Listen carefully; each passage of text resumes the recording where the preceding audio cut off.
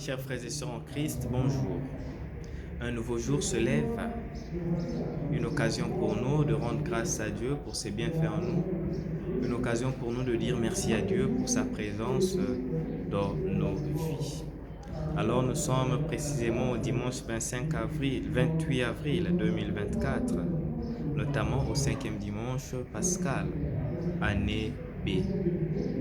Et les textes du jour, dans leurs différences complémentaires, nous montrent que nous ne sommes pas seuls dans le monde.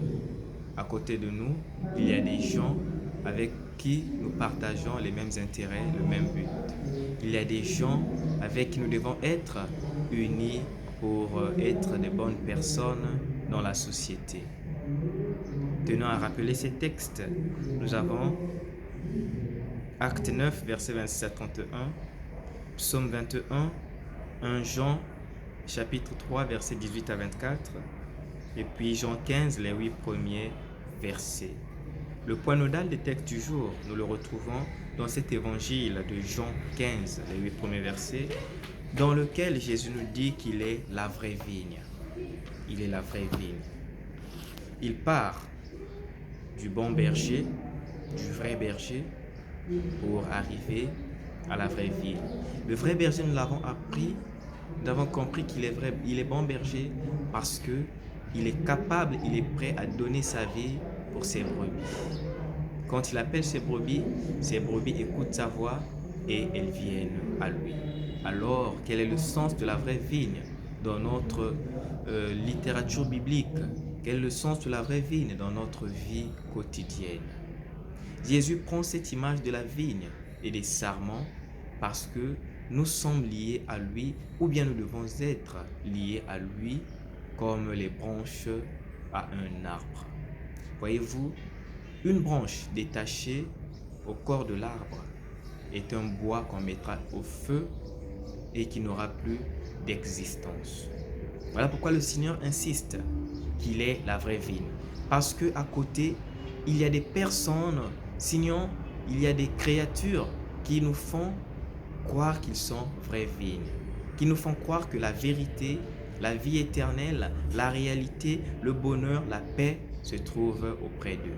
Mais Jésus nous fait comprendre que si nous allons ailleurs, nous nous détachons de la vigne qu'il est, nous nous détachons du vrai sens de notre vie, du bonheur de notre vie. Alors qu'est-ce qui nous arrivera? Nous serons secs et on nous mettra au feu. Il est la vraie vigne, nous dit-il. Notre existence, notre être, notre sens dépend de notre connectivité, sinon de notre connexion à lui. Alors, posons-nous la question de savoir si réellement nous sommes liés à Jésus, si réellement nous avons fait de lui notre demeure. Voyez-vous, le concept, sinon le terme demeure ici, sonne, interpelle notre conscience parce que la demeure, c'est quoi? C'est le lieu dans lequel on passe plus de temps. On passe notre nuit, on prend nos repas, on passe notre temps avec les autres dans notre demeure. Malgré les situations que nous rencontrons à l'extérieur, au cours de notre journée, la fin, c'est dans notre demeure que nous la passons. Ça veut dire que malgré les turbulences de notre vie, malgré les vicissitudes de notre vie, nous devons reconnaître notre existence en Jésus, nous devons reconnaître notre bonheur, notre fierté en Jésus. Alors nous sommes appelés à faire un mouvement retour lorsque nous constatons que les choses semblent ne pas aller.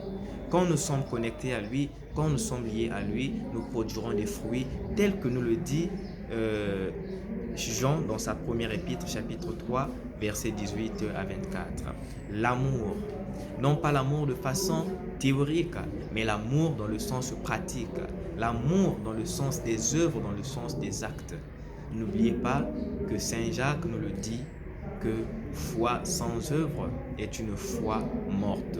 Alors aujourd'hui, amour sans acte, amour sans pratique est un amour mort, est un amour qui n'a pas de sens, ce sont des discours.